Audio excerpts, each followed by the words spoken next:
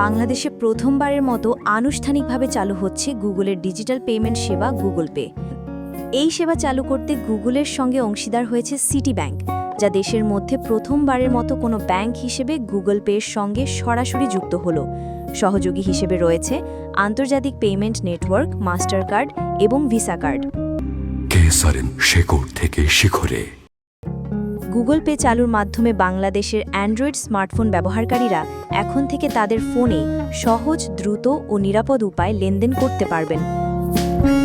ফোনে থাকা NFC প্রযুক্তির মাধ্যমে পেমেন্ট করা যাবে যে কোনো পয়েন্ট অফ সেল টার্মিনালে, দেশ বা বিদেশে।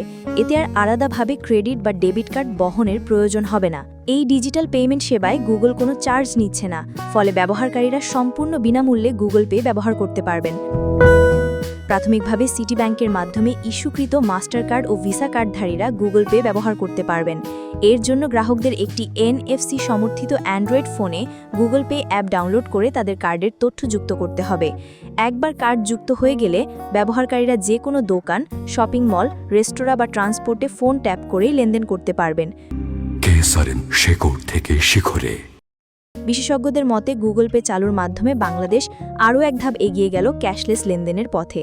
এটি দেশের ডিজিটাল অর্থনীতিকে আরও গতিশীল করবে এবং সাধারণ ব্যবহারকারীদের জন্য পেমেন্ট ব্যবস্থাকে আরও সহজ ও নিরাপদ করে তুলবে।